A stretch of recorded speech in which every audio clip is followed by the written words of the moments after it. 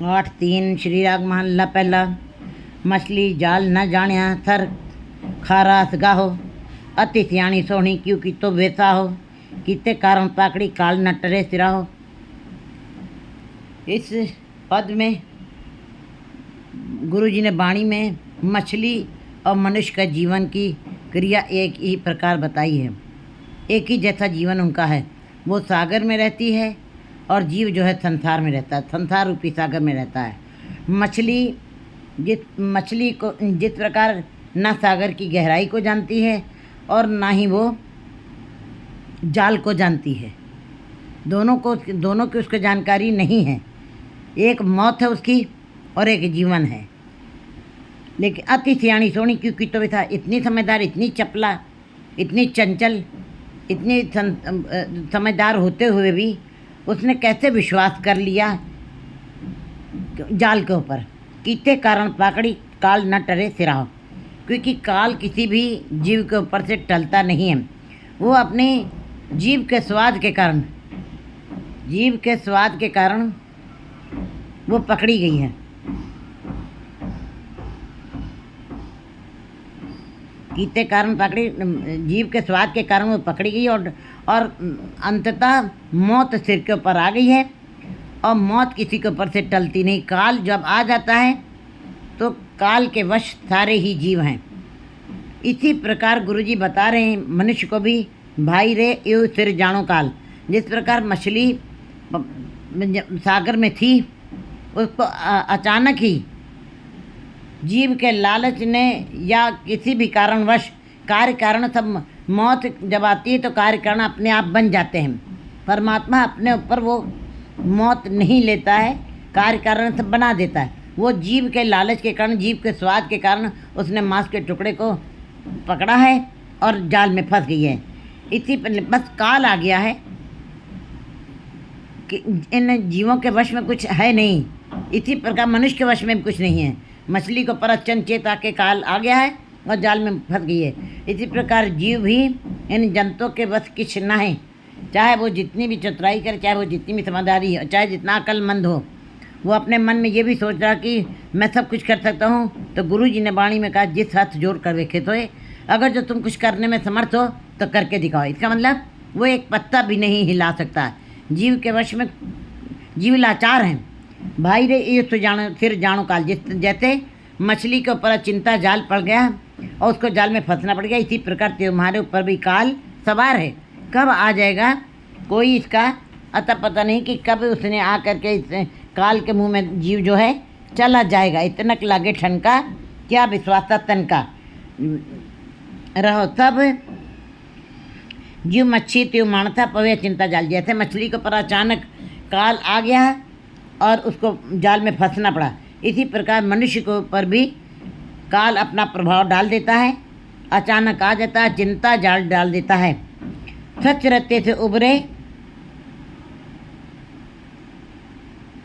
रहो, सब जग बाधो काल को, बिन गुरु काल अपार। सारा संसार सब जग बाधो काल को, सारा संसार ही काल के वशीभूत है। ये सत्य है, जिसने जन्म लिया है उसकी मौत जरूर होगी। सारा संसार काल के वश में है। बिन गुरु काल अपार, बिना सब जग बाधो काल को, बिन गुरु काल अपार। बस जो गुरु के साथ नहीं जुड़े हैं वो सारे जीव काल के वश में होंगे। सच रहते से उभरे दुविधा छोड़ खुआर विकार। गुरु जी ने एक रास्ता बता दिया है कि वैसे तो सारा संसार ही काल के वश में है। सच तब जग बाधो काल को, सारे संसार के जीव काल के वश में है। सबको मरना पड़ेगा। लेकिन जो बिना गुरु के जी रहे हैं संसार में आकर, जो मनुष्य गुरु के बगैर, गुरु को बिना किए बगैर, गुरु से भेंट किए बगैर जो जीवन बिता रहे हैं, उनके ऊपर सदा काल ही की छाया बनी रहेगी। काल अचिंत तरीके से उनके ऊपर आ जाएगा, पड़ जाएगा। सच रहते से उभरे, लेकिन जो परमात्मा के नाम के साथ जुड़े हुए हैं, दुविधा छोड़ विकार, जिन्होंने गुरु से भेंट की है और गुरु के शब्द को पक्का किया है और सच्चे नाम की कमाई की है, वे ही मुक्त होंगे, वे ही पार होंगे। क्योंकि गुरु के शब्द ही में ही ऐसी शक्ति है कि दुविधाएं खत्म कर देता है गुरु, और विकारों को ख़त्म कर देता है। इसलिए ऐसे जीव जो हैं वो मुक्त हो जाएंगे। हाँ, तिन के बलिहाने दर सच्चे सचियार, मैं ऐसे जीवों पर बलिहार जाता हूँ जो उस सच्चे दर के साथ, उस सचियार पवित्र निर्मल परमात्मा के चरणों के साथ जुड़े हुए हैं। फिर चाने जो पंखियाँ जाली बधिक हाथ, जैसे कि बाज, पक्षियों के ऊपर बाज सवार हो जाता है, पक्षी उड़ रहे हैं, बाज उनके ऊपर निगाह रखे हुए, जाली बधिक हाथ, और नीचे शिकारी के हाथ में जाल पड़ा हुआ है। गुर राखे तो बुरे होर फाथे चोगे तात। इसी प्रकार सारे जीव भी, मनुष्य भी, सारे जीव ये काल के जाल में फंसे हुए हैं। किस समय उनको उसे मौत के घाट उतार दिया जाएगा कोई पता नहीं है।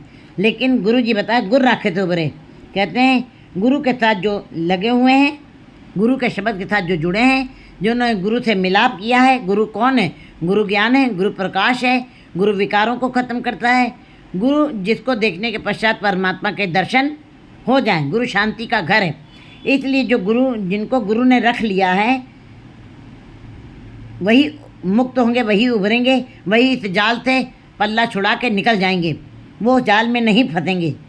और फाते क्योंकि साथ, और सारे जीव ये दाना जैसे मछली मांस के टुकड़े के मुंह में लालच में, स्वाद में ही फंस गई, इसी प्रकार जीव जो है संसारिक पदार्थों के मुंह में फंस जाता है। और ये जो दाना, मीठे दाने डाले, मीठे गंदले, ये संसार मीठे गंदल है। गन्ने की गनेरी तो ऊपर से भी मीठी है, अंदर से भी मीठी है, लेकिन ये संसार की जो गंदले हैं, जो मीठे गनेड़ियाँ हैं, ये ऊपर से तो मीठी नज़र आती हैं, अंदर से विष भरी हुई हैं।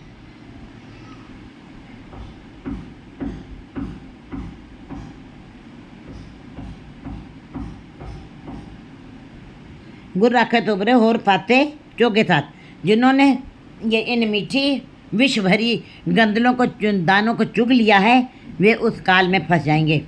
बिन नामे चुड़सुटिए कोई न संगीतात। गुरु जी बता रहे हैं आखिर में बिल्कुल एकदम जीवों को सावधान कर रहे हैं, सचेत कर रहे हैं। हे जीवों, बिना नाम के आपको परमात्मा के दरबार में खोटे सिक्कों की तरह फेंक दिया जाएगा, मैले सिक्कों की तरह, मैले सिक्कों की तरह फेंक दिया जाएगा।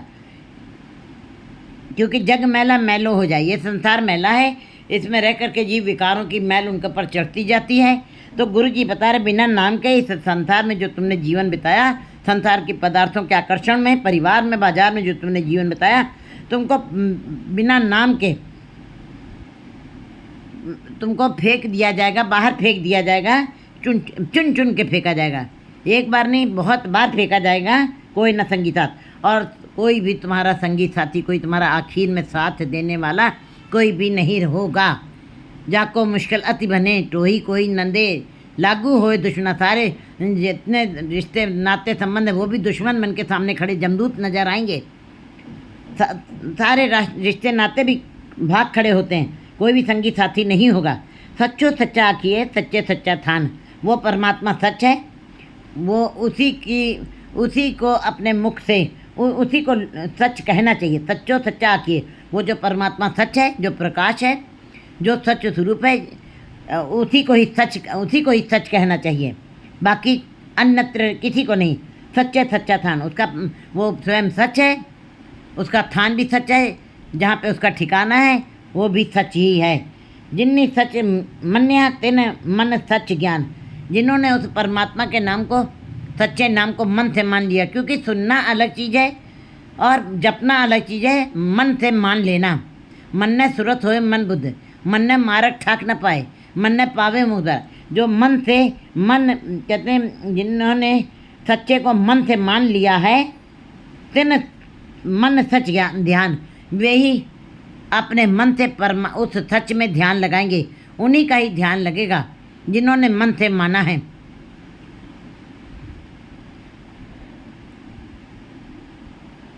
उन्हीं के मन में ज्ञान होगा, उन्हीं को समझ आएगी, उन्हीं के अंदर बोध होगा। जिन्नी सच मन्या तिन मन सच ध्यान वे ही उस सच में ध्यान लगाएंगे। मन मुख सूचे जानिए गुरमुख जिन्ना ज्ञान। कहते हैं जो गुरमुख जीवे हैं जिन्होंने उसको मन से उस सच में ध्यान लगाया है, जिन्होंने सच को माना है और मन से ही उसके अंदर ध्यान भी लगाया है। कहते हैं गुरमुख जिन्ना ज्ञान, जिन गुरमुख जीवों के अंदर ज्ञान आ गया है वह मन और मुख दोनों से ही पवित्र हो जाएंगे, निर्मल हो जाएंगे। सतगुरु अग्गे अरदास कर साजन दे मिलाए। उस सतगुरु के आगे ही अरदास करनी चाहिए, बेनती करनी चाहिए, जोदड़ी करनी चाहिए, क्योंकि उसके आगे ही अरदास करने से वो ही एकमात्र ऐसा है गुरु जो साजन से मिलाप करवा सकता है।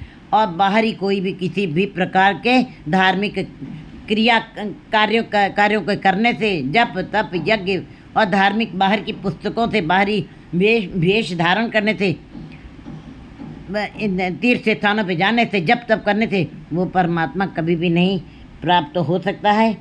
कभी भी परमात्मा के साथ कोई मिलाप नहीं करवा सकता, बाहर का कोई साधन कोई नहीं मिला सकता है। इसलिए सतगुरु के आगे अरदास करनी चाहिए, वही तुमको उस परमात्मा साजन से मिलाप करवाएगा। साजन मिलिए सुख पाया यमदूत मुँह बिखाए। जिनको उस परमात्मा साजन से मिलाप हो जाता है उनको सुख प्राप्त होता है, उनके लिए यमदूत विष खा करके मर जाते हैं। भाव वे उनके नज़दीक तक नहीं आ पाते हैं, वो उनको छू भी नहीं पाते हैं।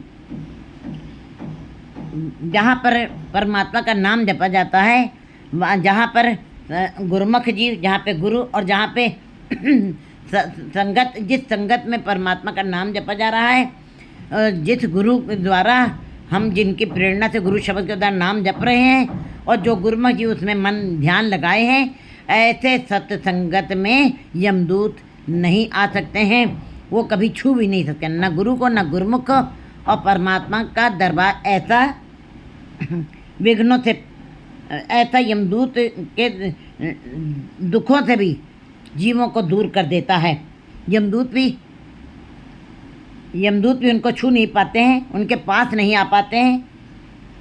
बाज गुरु गुबार है जिन शब्दे बूझ न पाए।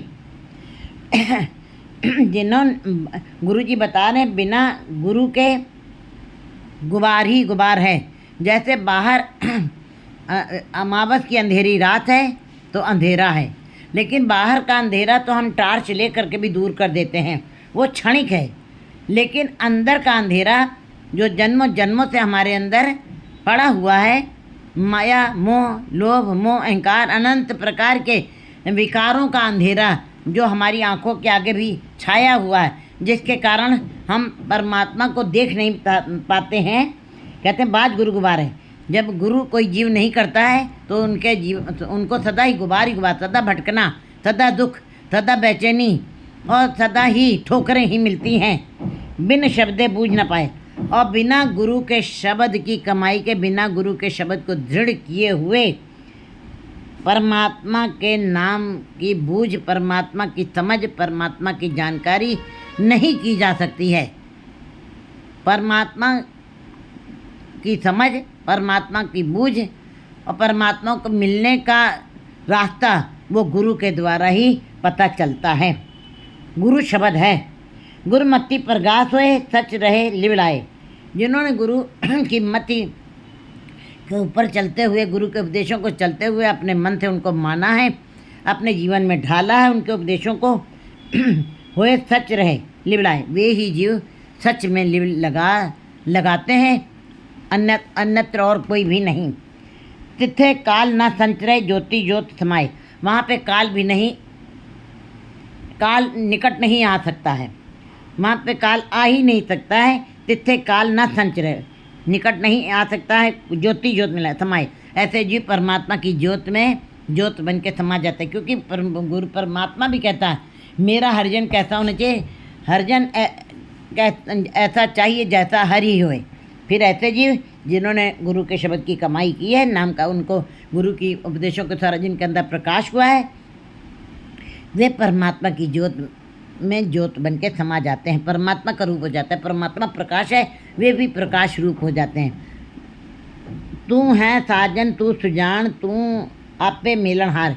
हे परमात्मा, तू ही साजन है, तू ही सुजान है और तू आप ही मिलाने वाला है जीवों को।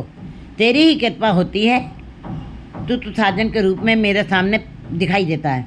तू ही सुजान है और तू ही उसके साथ मिलाने वाला भी तू ही है अपने साथ। गुरु शब्दी सलाई अंत न पारावार। बस जीव को करना क्या है, जीव को गुरु के शब्द के साथ जुड़ करके गुरु के शब्द की सराहना करनी है। और जब गुरु के शब्द की सराहना, गुरु का शब्द क्या है? गुरु गुण है। गुरु गुणों का अगार सागर है, क्योंकि गुरु परमेश्वर एको जान। परमात्मा गुणों का सागर है और गुरु भी उन्हीं गुणों को संग्रह करके वो जीवों के अंदर डाल देता है। गुरु शब्दी सलाई, गुरु के शब्द के साथ जो परमात्मा के नाम को जपा जाता, सराहना की जाती है, गुणों का गान किया जाता है, जिस अंत न पारावार। फिर जो परमात्मा जिसका अंत नहीं है, पारावार नहीं है, गुरु के शब्द के साथ जब हम जुड़ते हैं, उसके गुणों का गान करते हैं, सराहना करते हैं, फिर गुरु जी बताएं तिथे काल ना पड़े जिथे गुरु का शब्द अपार। जहाँ पे अपार, जिसका कोई आर और छोर नहीं है, जो अनंत, जो विस्तृत रूप से जहाँ पे परमात्मा के गुणों का गान किया जहाँ पे हर समय 24 घंटे में 32 घंटे सत्संगत की जाती है। जिथे गुरु का शब्द अपार, जहाँ पे अपार गुरु के शब्द का विचार किया जाता है, तिथे काल ना पड़े, वहाँ पे काल नहीं पहुँच सकता है, वहाँ पे काल की पहुँच नहीं है, उसको आर्डर नहीं है, उसको अधिकार नहीं है, उसका हुक्म नहीं है वहाँ पे जाने का। परमात्मा के दर से उसको हुक्म नहीं है। हुक्मी सभ्य उपजय हुक्मी कार कमाए, क्योंकि ये जीव जो हैं परमात्मा के हुक्म में ही चल रहे हैं। हुक्मी होवन आकार हुक्म न कहा जाई। ये सब जो भी हो रहा है उसकी मर्यादा में हो रहा है, उसकी रजा में हो रहा है, उसके भाड़े में ही हो रहा है। हुक्म क्या? हुक्म एक धर्म है, हुक्म एक मर्यादा है। ये सारे जीव संसार के हुक्मी सभ्य उपजय, सब उसी के हुक्म से पैदा हुए हैं। कीता पसाओ इको कवाओ तिस्ते हुए लग दे रहा, उसी का हुक्म हुआ, उसी की रजा हुई, तो उसने जीवों को पैदा किया, संसार की उत्पत्ति की, हुक्मी कार कमाए। उसी का हुक्म होता है तो जीव उसके कार्य को करते हैं, उसके साथ लग के, उसके नाम के साथ लगते हैं। हुक्मी काले वस है हुक्मी साथ समाए। हुक्म उसका हुक्म होता है, हुक्म उपजय हुक्म निपजय। कहते हुक्म, उसी के हुक्म में पैदा हुए जीव, उसी के हुक्म में ही समा जाते हैं। हुक्मी काले बस है, उसके हुक्म में ही जीव काल के वश में चले जाते हैं, काल के ग्रास हो जाते हैं, काल के जाल में फंस जाते हैं। हुक्मी साच समाए, और उसके हुक्म से ही कोई विरला जीव उसके हुक्म से चलते हुए, उसके भाड़े में रजा में चलते हुए उसी में समा भी जाते हैं। नानक जो तिस पावे सो थिए इन जनता वश किचनाए। गुरु जी कहते हैं जो उस परमात्मा को अच्छा लगता है, जो तिस पावे साई पलीकार तू सदा सलामत निरंकार। कहते जो तुमको अच्छा लग रहा है हे परमात्मा, वो मुझको भी अच्छा लग रहा है। उसी की रजा को मानना चाहिए, जो भी वो कर रहा है उसकी अपने भाड़े में, अपनी रजा में सब अच्छा है। नानक जो तिस पावे सो थिए, वही होगा जो उसको भा रहा है, जो उसको अपने अच्छा लग रहा है उस ईश्वर को, वही होगा। ये जीव कुछ भी नहीं कर सकते, इन जनता के बस किचना है, इन्ना जनता बस किचना है। ये लाचार हैं, ये बेचारे हैं, ये असमर्थ हैं। 8-4